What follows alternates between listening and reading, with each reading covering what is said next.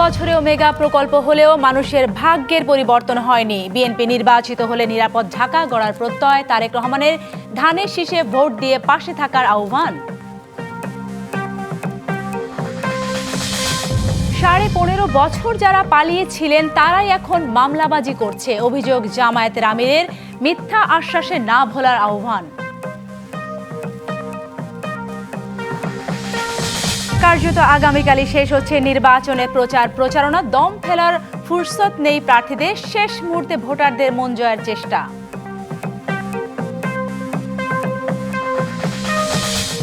বাংলাদেশের জাতীয় নির্বাচনে চোখ উন্নয়ন সহযোগী দেশগুলোর। নিজেদের স্বার্থকে প্রাধান্য দিয়েই কষা হচ্ছে নানা অঙ্ক।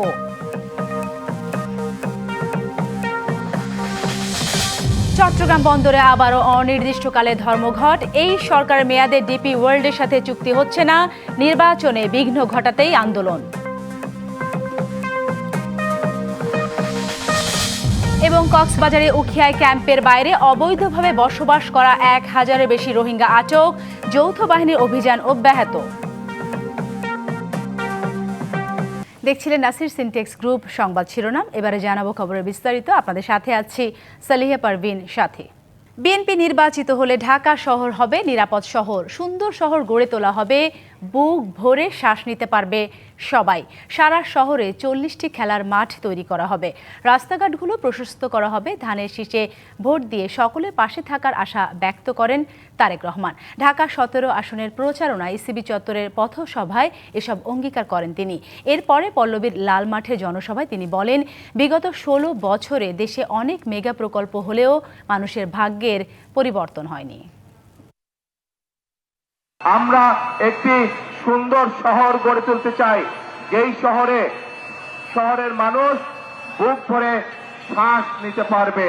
আমরা সমগ্র ঢাকা শহরে অন্তত 40টি খেলার মাঠ তৈরি করব ইনশাআল্লাহ। আমরা মানুষের বসবাসের জন্য, চলাচলের জন্য এই এলাকার রাস্তার প্রসার ঘটাবো ইনশাআল্লাহ। আওয়ামী লীগের 10 টাকা কেজি চালের আশ্বাস যেমন ভুয়া ছিল, তেমনি বিএনপির ফ্যামিলি কার্ডের প্রতিশ্রুতিও মিথ্যা বললেন জামায়াতের আমির। তিনি বলেন, 15 বছর যারা পালিয়েছিলেন তারাই এখন চাঁদাবাজি ও মামলাবাজি করছে। ক্ষমতায় গেলে দুর্নীতির টুটি চেপে ধরার ঘোষণা দিয়ে ডাক্তার শফিকুর রহমান বলেন, একটি দল 59 জন ঋণ খেলাপিকে মনোনয়ন দিয়েছে। রাজধানীর বাড্ডা নির্বাচনী আসন ঢাকা 11। এখানে ভোটে লড়ছেন এনসিপি নেতা নাহিদ ইসলাম। তার জন্য ভোটের প্রচারে 11 দলীয় জোটের জনসভায় যোগ দেন জামায়াত ইসলামের আমির সহ অন্যান্য নেতারা। 12 ফেব্রুয়ারি ভোটের মাধ্যমে দেশ থেকে চিরতরে ভূমিদস্যু আর আধিপত্যবাদীদের নির্মূল করার ঘোষণা দেন নাহিদ ইসলাম। আগামী 12 ফেব্রুয়ারি আমাদের সামনে সুযোগ এসেছে এই সকল ভূমিদস্যু, ভূমি দখলদার, চাঁদাবাজ, সন্ত্রাসী, ঋণ খেলাপিদেরকে পরাজিত করবার। এই ভূমিদস্যুদের সিন্ডিকেট ঢাকা 11 থেকে আমরা চিরতরে নির্মূল করব ইনশাআল্লাহ। অনুষ্ঠানে খেলাফতে মজলিসের আমির মাওলানা মামুনুল হক বলেন, মানুষের আকাঙ্ক্ষার সম্মান যারা জানাতে পারে না, এই নির্বাচনে দেশের মানুষ তাদের প্রত্যাখ্যান করবে। 24 পরবর্তী বাংলাদেশের মানুষের যে আকাঙ্ক্ষা, যে ইচ্ছা, যে অভিপ্রায়, সেটাকে যারা সম্মান জানাতে পারে না, বাংলাদেশের মানুষ তাদেরকে কোনোদিন গ্রহণ করবে না। ভোটের আগে বিভিন্ন দলের প্রতিশ্রুতির কড়া সমালোচনা করেন জামায়াতের আমির। 10 টাকা শের ধরে চালকে এখনো পেটের ভিতর গরম রয়েছে, ফাঁপা যায়নি। এই সব কার্ড হইল ভুয়া কার্ড। যেমন 10 টাকা দরের চালের আশ্বাসটা ছিল ভুয়া, এই কার্ডগুলা হইল সেই রকম ভুয়া। এইসব ভুয়া কার্ডকে আগামী 12 তারিখ জনগণ ইনশাল্লাহ লাল কার্ড দেখাবে। জামায়াতের নেতৃত্বে 11 দলীয় জোট ক্ষমতায় গেলে বাংলাদেশে ন্যায় ও ইনসাফ প্রতিষ্ঠার ঘোষণা দেন ডাক্তার শফিকুর রহমান। 12 তারিখ। Hasan Al Mamun, DBC news, Dhaka. ভোটের বাকি আর 4 দিন, তাই সারা দেশে প্রচারণা এখন তুঙ্গে। শহর থেকে গ্রাম, অলি গলিতে ভোটারেরা বলছেন, ভোটারের কাছে ছুটছেন প্রার্থীরা, আর ভোটাররা মেলাচ্ছেন নানা অঙ্ক। এদিকে আজ থেকে নির্বাচনী দায়িত্বে মাঠে নেমেছেন সেনা সহ সব বাহিনীর সদস্যরা। বিশেষ এই দায়িত্বে তারা থাকবেন 7 দিন। এবার বিভিন্ন বাহিনী মোট 9,70,000-এর বেশি আইন শৃঙ্খলা বাহিনীর সদস্য নির্বাচনী দায়িত্ব পালন করবেন। বিএনপি, জামায়াত আর এনসিপি প্রার্থীদের সাথে প্রতিটি নির্বাচনী এলাকায় সক্রিয় রয়েছেন স্বতন্ত্ররাও। বিরামহীনভাবে চলছে তাদের ভোটের প্রচারণা। প্রার্থীদের কাছে পেয়ে খুশি সাধারণ ভোটাররা। প্রার্থীদের প্রতিশ্রুতির জবাবে তারা জানিয়ে দিচ্ছে নিজেদের চাহিদাও। অন্যদিকে ভোটের প্রচারণার সময় নিয়ম ভাঙার অভিযোগ উঠেছে অনেক জায়গায়।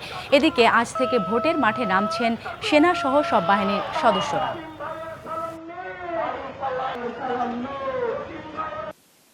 ইলেকশন ইঞ্জিনিয়ারিংয়ের মাধ্যমে ফলাফল পরিবর্তনের চেষ্টা করতেছে, কারণ এই সরকারের বিশেষ বিশেষ জায়গায় বিশেষ লোকগুলো বসে আছে ইলেকশন ম্যানিপুলেট করার জন্য, ইঞ্জিনিয়ারিং করার জন্য যেটা করা দরকার সেটা তারা করছে। ঢাকা বিশ্ববিদ্যালয়ের অনেকগুলো সমস্যা আছে, তারা এগুলো আমার কাছে বলা শুরু করেছে। তো অনেকগুলো সমস্যা তারা বলেছে, আমরা বলছি ডাবির সবগুলো সমস্যা, যে ডাবির সন্তান হিসাবে ইনশাল্লাহ আমি সমস্যার সমাধান করব না। আমাদের কথাগুলি ভোটারদেরকে জানিয়েছি, এখন হচ্ছে ভোটাররা সিদ্ধান্ত নেবে যে কারা, আর এটাকে আমি আসলে সেবা মনে করি। নির্বাচনী মাঠ এখন যেন উৎসব আর উত্তেজনার মেলবন্ধন। প্রচারণার শেষ পর্যায়ে সকাল থেকে রাত মাইকিং, মিছিল, পথসভা আর উঠান বৈঠকে প্রার্থীদের দৌড়ঝাঁপ ক্রমেই বাড়ছে। কে কাকে ছাড়িয়ে যাবে সেই প্রতিযোগিতায় সবাই নেমেছেন সর্বশক্তি নিয়ে। প্রচারণার উত্তাপের সঙ্গে পাল্লা দিয়ে বাড়ছে অভিযোগ আর পাল্টা অভিযোগও। ভোটারদের মন জয়, প্রার্থীদের প্রতিশ্রুতির ঝুলি যেন ফেটে পড়ছে। কোথাও উন্নয়নের স্বপ্ন, কোথাও কর্মসংস্থানের ডাক, আবার কোথাও পরিবর্তনের ডাক। সব মিলে প্রচারণার শেষ পর্যায়ে উত্তপ্ত ভোটের মাঠ। জয়পুরহাট 1 আসন ব্যানার ফেস্টুনে ছেয়ে গেছে। বিএনপি নিজের ঘাঁটি ধরে রাখতে মরিয়া, আর জামায়াত ইসলামী চাইছে নিজেদের অস্তিত্বের জানান দিতে। আমরা জয়পুরহাটকে একটা আধুনিক জয়পুরহাট বানানোর জন্য যে সমস্ত দুর্বলতা আছে সেগুলি আমরা সংস্কার করব ইনশাআল্লাহ। জয়পুরহাটের সবচেয়ে বড় সমস্যা স্বাস্থ্যসেবার সমস্যা। এই স্বাস্থ্যসেবার সমস্যা আমি জনগণের দ্বার করে নিয়ে আসবো। ফেনীর 3টি আসনও নির্বাচনী প্রচারণায় সরগরম। মাঠে প্রার্থীদের দৌড়ঝাঁপ ক্রমেই বাড়ছে। আরেকটা হলো আমাদের এলাকা ভিত্তিক যে সমস্যাগুলা, তো নদী ভাঙ্গন বা ধরেন এই ধরনের যেগুলি এলাকা ভিত্তিক, সেগুলি তো আমরা করতেই হবে। আমি প্রতিশ্রুতি দিই বা না দিই, নির্বাচন কমিশনার যদি সঠিকভাবে ভোটার শনাক্তকরণের ব্যবস্থা গ্রহণ করেন, তাহলে আমাদের ভিতরে যে আশঙ্কা হয়তো সেটা থাকবে না। খুলনা 2 আসন দখলে দিনরাত প্রচারণা চালাচ্ছেন প্রার্থীরা। আমরা যদি সরকার গঠন করি, ইনশাল্লাহ আমরা তরুণদের এই স্বপ্ন, মানুষ স্বপ্ন বাস্তবায়নের জন্য আমরা কাজ করব। সকলের মৌলিক চাহিদা হচ্ছে চাঁদামুক্ত, সন্ত্রাসমুক্ত, দুর্নীতিমুক্ত খুলনা গড়ে তোলা। সেটা ব্যাপারে প্রতিশ্রুতি 100%। সিরাজগঞ্জ 5 আসনের চলাঞ্চলে উন্নয়নের প্রতিশ্রুতি দিয়ে প্রচারণা চালান বিএনপি প্রার্থী। আমরা 11 তারিখ থেকে ভোট কেন্দ্র পাহারা দেব গণতন্ত্রকে প্রতিষ্ঠার জন্য। এদিকে ঠাকুরগাঁওয়ের জগন্নাথপুর ইউনিয়নে নির্বাচনী প্রচারণায় বিএনপি মহাসচিব দেশবাসীর প্রতি হ্যাঁ ভোটে সিল দেওয়ার আহ্বান জানান। বলেন, তরুণদের চিন্তাকে অগ্রাধিকার দিয়ে কাজ করবে বিএনপি। আমাদের এই দেশটা, রাষ্ট্রটা, এইটা যে চালায় ওইটা আপনার নষ্ট হয়েছে। আমরা তো সংস্কার চাই, পরিবর্তন চাই না, চাই তো।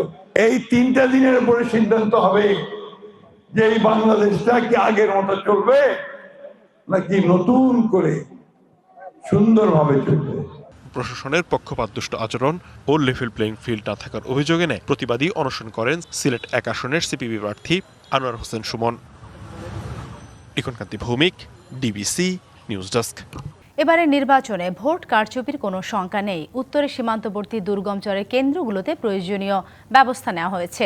শান্তিপূর্ণ, গ্রহণযোগ্য ও অংশগ্রহণমূলক নির্বাচন নিশ্চিত করতে প্রশাসন ও আইন শৃঙ্খলা বাহিনী প্রস্তুত। দুপুরে রংপুরে উত্তরে 8 জেলার নির্বাচন সংশ্লিষ্ট কর্মকর্তাদের সাথে জাতীয় নির্বাচন ও গণভোট সুষ্ঠুভাবে সম্পাদন করতে আইন শৃঙ্খলা বিষয়ক মতবিনিময় শেষে গণমাধ্যমে এসব কথা বলেন স্বরাষ্ট্র উপদেষ্টা জাহাঙ্গীর আলম চৌধুরী। আগামী 12 ফেব্রুয়ারি উৎসবমুখর নির্বাচন উপহার দিতে সবার সহযোগিতা কামনা করেন তিনি। একই সাথে এই অঞ্চলে নিয়োজিত নির্বাচন সংশ্লিষ্ট সকল কর্মকর্তা ও আইন শৃঙ্খলা বাহিনীর সদস্যরাও শান্তিপূর্ণ ভোট উপহার দিতে প্রতিশ্রুতি ব্যক্ত করেছেন, জানান উপদেষ্টা।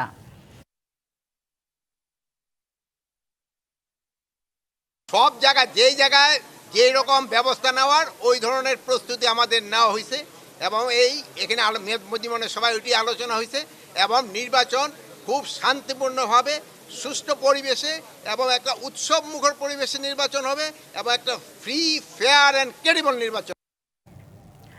বাংলাদেশের নির্বাচনকে কিভাবে দেখছে উন্নয়ন সহযোগী দেশগুলো, প্রতিবেশী দেশগুলোরই বা প্রতিক্রিয়া কি? যে দলই ক্ষমতায় আসুক, বড় দেশগুলো দেখবে নিজেদের স্বার্থ, বলছেন বিশ্লেষকরা।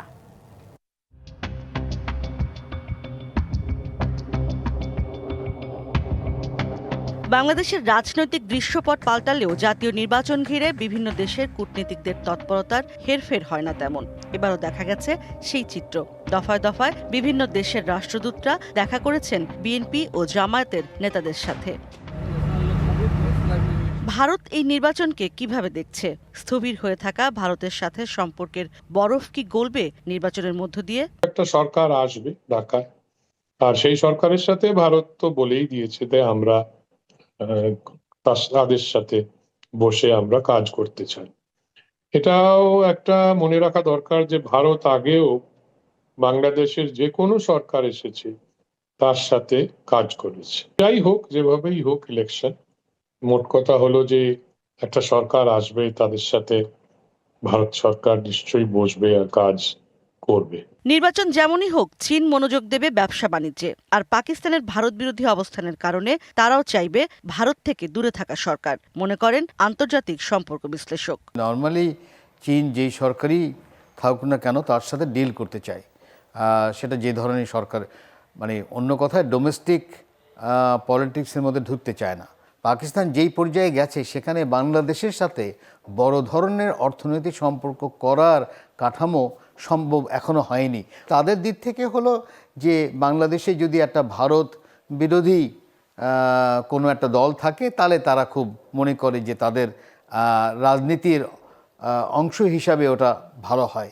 নির্বাচন কেমন হয়, জনগণ কি চায়, সব দিক বুঝে আগামী সরকারের সাথে সম্পর্ক নির্ধারণ করবে মার্কিন যুক্তরাষ্ট্র, মনে করেন বিশ্লেষকরা। বিভিন্ন ক্ষেত্রে যুক্তরাষ্ট্র এখন অপেক্ষা করছে যে নির্বাচনটি 12 ফেব্রুয়ারির কেমন হবে, ভোটার সংখ্যা কেমন হবে এবং কোনো হানাহানি বা কারচুপি বা নিরপেক্ষ সুষ্ঠু নির্বাচন হবে কিনা সেদিকে লক্ষ্য রাখবে। আমেরিকা তার বন্ধু দেশগুলি এমনকি তার শত্রু দেশগুলির উপরও গণতন্ত্রের যে প্রভাব বিস্তার করতে পারে সেটারই অনবরত সংগ্রাম চলতে থাকে। 12 ফেব্রুয়ারি নির্বাচনের পর একটি কার্যকর সরকার ক্ষমতায় এলে সচল হতে পারে বাংলাদেশের অর্থনীতির চাকা, খুলে যেতে পারে অনেক সম্ভাবনার দুয়ার, প্রত্যাশা বিশ্লেষকদের। ইশরাত জাহান উর্মি, ডিবিসি নিউজ, ঢাকা। রাজনীতিতে সক্রিয় হতে নারীকে ভূমিকা রাখতে হবে। বিআইআইএসএস অডিটোরিয়ামে উইমেন ইন ডেমোক্রেসি আয়োজিত গোলটেবিল বৈঠকে কথা বলেন বিএনপি চেয়ারম্যান তারেক রহমানের কন্যা জাইমা রহমান। তিনি বলেন, রাজনীতিতে নারীর অংশগ্রহণ জরুরি, তা না হলে সঠিক নীতি প্রণয়ন করা যাবে না। এ সময় জুলাই আন্দোলন পরবর্তী দেশে নারীর অবস্থান ও রাজনীতিতে অংশগ্রহণ আশঙ্কাজনক হারে কমেছে বলেও জানান বক্তারা। গণতন্ত্রের সংগ্রামে নারীর অবদান এবং আগামীর বাংলাদেশ নিয়ে সেমিনারে অংশ নেন বিভিন্ন শ্রেণী পেশার নীতি নির্ধারণী পর্যায়ে নারী নেতারা। এতে যোগ দেন ব্যারিস্টার জাইমা রহমানও। সেমিনারে উঠে আসে সমাজ, কর্মক্ষেত্র, রাজনৈতিক পথচলায় নারীর বৈষম্য, বঞ্চনার কথা। নারী প্রতিনিধিরা বলেন, নির্বাচন সামনে রেখে যখন নারীর অধিকার নিয়ে কথা বলা উচিত, তখন তাদের অস্বস্তি নিয়ে আলোচনা করতে হচ্ছে। মানুষের গণতান্ত্রিক অধিকার, যেটা মৌলিক অধিকার বা বেসিক সিভিক্স রাইট, সেটাও কিন্তু আমরা এখানে পাচ্ছি না। নারী নির্যাতন বিরোধী আইন বলি, সেই আইনগুলোর মধ্যে এত সীমাবদ্ধতা রয়েছে যে এই আইনগুলো নারীকে আসলে নাগরিক হিসাবে পরিচয়টা দেয় না। কিন্তু সেই নারীর পরিচয়টা কি হয়েছে? নারীর পরিচয় হয়েছে নারী ভিকটিম। ধর্মের দোহাই দিয়ে নারীকে অবমাননার সুযোগ নেই উল্লেখ করে বক্তারা বলেন, রাজনৈতিক ইশতেহারে নারীর ক্ষমতায়নের কথা বলা হলেও বাস্তবে এর চর্চা নেই।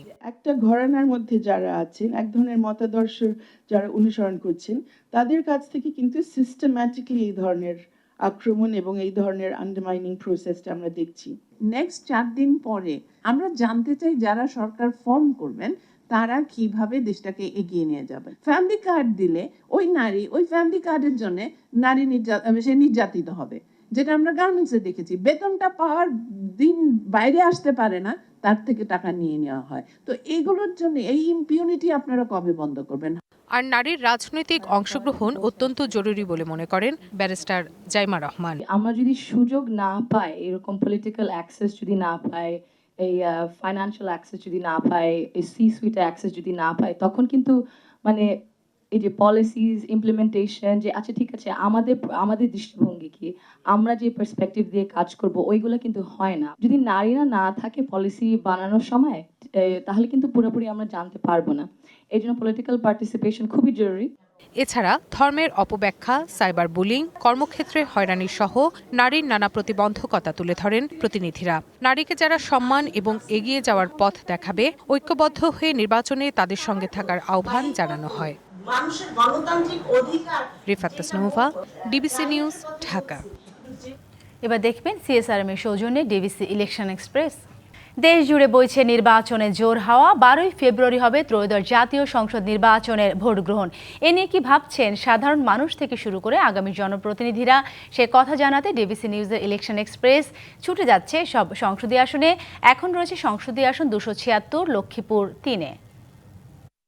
সিএসআরএম ডিবিসি ইলেকশন এক্সপ্রেস আছে লক্ষ্মীপুর জেলায়। এই মুহূর্তে আমাদের সাথে অতিথি হিসেবে যুক্ত আছেন লক্ষ্মীপুর 3 আসনে বাংলাদেশ জামায়াতে ইসলামে মনোনীত প্রার্থী ডক্টর মোহাম্মদ রেজাউল করিম। আমরা তার সাথে একটু কথা বলবো। আমাদের অনুষ্ঠানে আপনাকে স্বাগত জানাচ্ছি। আপনি তো নির্বাচনের মাঠে আছেন, কেমন প্রচারণা চলছে?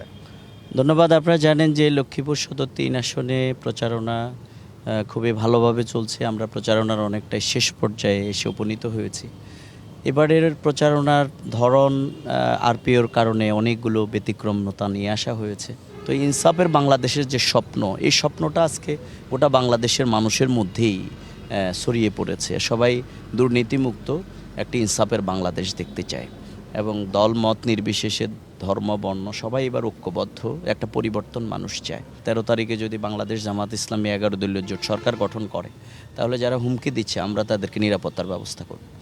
আপনাদের এই যে হুমকি দিচ্ছে, আপনারা কি প্রশাসনকে জানিয়েছেন? আমরা প্রশাসনকে অসংখ্য এগুলো যেহেতু আমাদের নিয়ম পদ্ধতি অনুযায়ী প্রশাসনের কাছে আমরা অবহিত করেছি।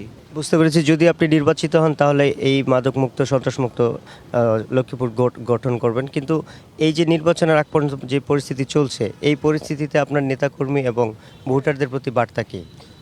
আমরা আসলে জনপদের মানুষের কাছে যে বার্তাটা দিতে চাই, সেটি আমি একটু আগেও বলেছি যে আসলে গণতান্ত্রিক পরিবেশে ফেরার কোনো বিকল্প নেই। আর সাথে সাথে এই জনপদটা, লক্ষ্মীপুরের এই জনপদ আমাদের রেমিটেন্স যোদ্ধা এখানে অনেক আছে। গোটা বাংলাদেশ জুলাই আন্দোলনের মধ্য দিয়ে 5 তারিখে ফ্যাসিবাদ মুক্ত হয়েছে, লক্ষ্মীপুর মুক্ত হয়েছে 4 তারিখে। আমাদের এখানে 4 সন্তান জীবন দিয়েছে। আমরা তাদের প্রতি আল্লাহর কাছে দোয়া করি, আল্লাহ তাদের শাহাদাতের মর্যাদা দান করুন। এবং এই লক্ষ্মীপুরের মাটির সন্তান জুলাই আন্দোলনে 15 জন শহীদ হয়েছে। তার মানে এই মাটিটা আসলে প্রতিবাদী। সুতরাং আমরা প্রত্যাশা আমাদের যে এই জনপদ থেকে এগুলো দূরীভূত করার পাশাপাশি আমরা এখানে বিশ্ববিদ্যালয় প্রতিষ্ঠা করতে চাই, মেডিকেল কলেজ প্রতিষ্ঠা করতে চাই, বিজ্ঞান প্রযুক্তি বিশ্ববিদ্যালয় আমরা প্রতিষ্ঠা করতে চাই, রেল লাইন যুক্ত করে কলকারখানা আমরা প্রতিষ্ঠা করতে চাই, আমাদের 4 লেন রাস্তাটা আমরা করতে চাই, নৌবন্দরটা আমাদের টার্গেটের মধ্যে রয়েছে। আমাদের সাথে যুক্ত হওয়ার জন্য আপনাকে অসংখ্য ধন্যবাদ। সিএসআরএম ডিবিসি ইলেকশন এক্সপ্রেস আজ সারাদিন থাকবো এই জেলায় এবং পরবর্তী সংবাদে নতুন কোনো প্রার্থী নিয়ে আপনাদের সামনে আবারও হাজির হব। ততক্ষণ আমাদের সাথে থাকুন, ভালো থাকুন।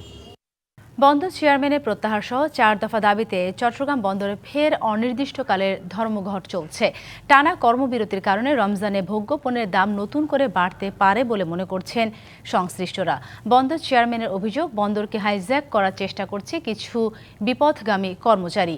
এদিকে নৌ পরিবহন উপদেষ্টা জানিয়েছে, অন্তর্বর্তী সরকারের মেয়াদে চট্টগ্রাম বন্দরের সাথে ডিপি ওয়ার্ল্ডের চুক্তি হচ্ছে না।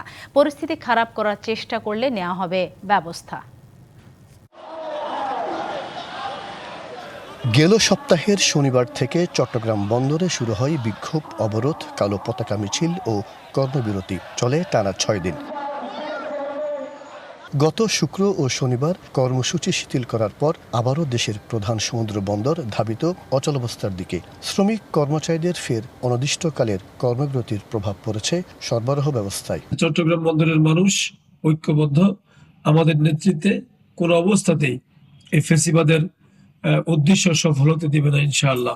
ধর্মঘটের কারণে বন্দরের ভেতরে এবং আশপাশের ইয়ার্ডগুলোতে তৈরি হয়েছে তীব্র জ্বর। ৫৯,০০০ টিউএস ধারণ ক্ষমতার বন্দরে জমেছে ৪১,০০০ টিউএস। বহির্নোঙরে পণ্য নিয়ে অবস্থান করছে প্রায় শতাধিক জাহাজ। ধর্মঘটে ব্যাহত হচ্ছে আমদানি রপ্তানি কার্যক্রম। এতে সময় মতো রপ্তানি না হলে আশঙ্কা রয়েছে পোশাকের ক্রয়াদেশ বাতিলের। বহির্বিশ্বে বাংলাদেশের ইমেজের যে ক্ষতি হয়েছে সেটার একটা বড় ধরনের সুদূর প্রসারী প্রভাব পড়বে বলে আমরা মনে করছি, যেটা আমাদের দেশের অর্থনীতিকে ধ্বংস করে দেবে। সেটাকে অবিলম্বেই সরকার উদ্যোগ নিয়ে সমাপ্ত করতে হবে। রবিবার দুপুরে সংবাদ সম্মেলনে বন্দর চেয়ারম্যান অভিযোগ করেন বন্দরকে হাইজ্যাক করার চেষ্টা করছে কিছু বিপদগামী কর্মচারী। জানান এনসিটি নিয়ে ডিপি ওয়ার্ল্ডের সাথে আলোচনা চলমান রয়েছে এবং চুক্তি হলে তা হবে দেশের স্বার্থ রক্ষা করেই। তো চুক্তি এখনো হয়ই নাই। একটা প্রিম্যাচুর একটা প্রসেস নিয়ে এইভাবে আগের থেকে একটা ভন্ডুল করার আমার কাছে মনে হয় যে একটা অপপ্রচেষ্টা অথবা বাধাগ্রস্ত করা। জনগণের স্বার্থে, ভবিষ্যতের স্বার্থে এবং বন্দরের স্বার্থে এইটা যেটা করার সেইটাই হবে। এখন কখন শেষ হবে, কবে হবে, এটা ওই প্রসেসটা শেষ হওয়ার পরেই চুক্তি হবে। এদিকে নির্বাচনে বিঘ্ন ঘটাতেই বন্দরে আন্দোলন করা হচ্ছে বলে অভিযোগ নৌ পরিবহন উপদেষ্টার। যারা বন্দর বন্ধ করে পরিস্থিতি খারাপ করার চেষ্টা করছে তাদের বিরুদ্ধে কঠোর ব্যবস্থা নেওয়ার হুঁশিয়ারি দেন তিনি।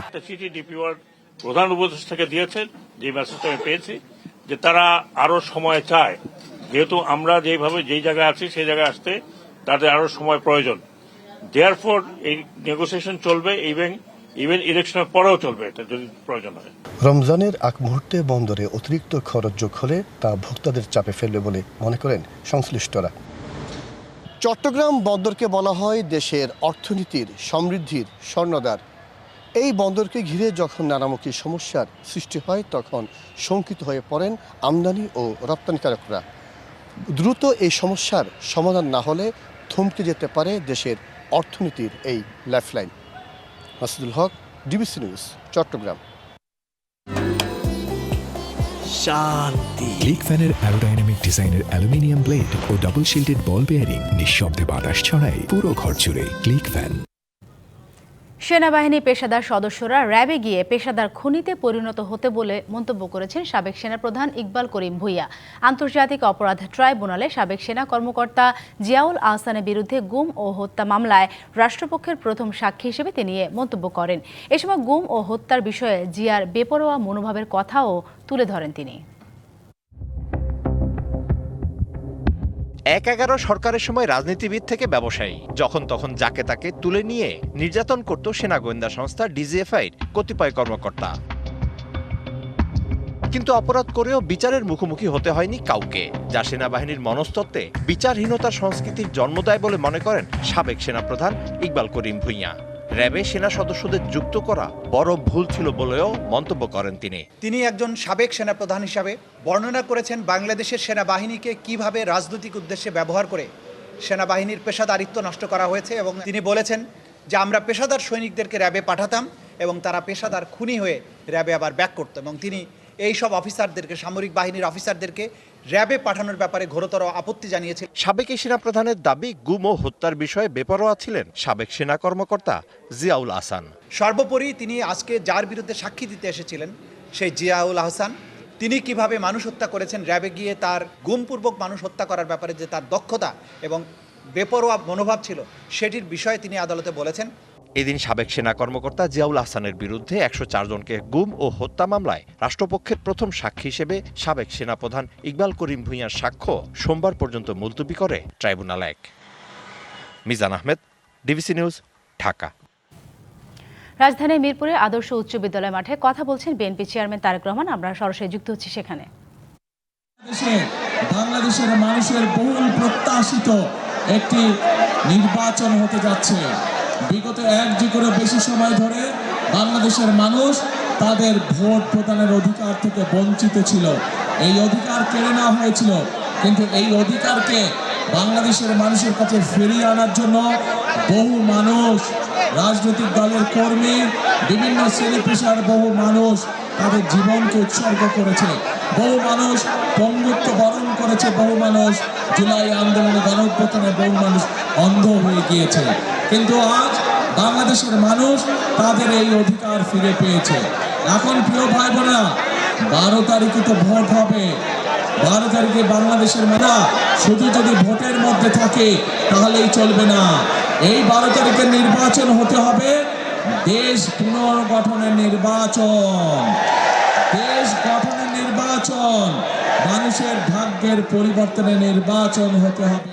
বাংলাদেশ জাতীয়তাবাদী দল বিএনপি দলের পক্ষ থেকে আমরা এই দেশের নারী বা মা বোনদের জন্য কি করতে চাই আমরা উল্লেখ করেছি। আপনারা নিশ্চয়ই দেখেছেন যে আমাদের দলের ম্যানিফেস্টোতে আমরা উল্লেখ করেছি আমরা এই দেশের ছাত্র সমাজের জন্য কি করতে চাই।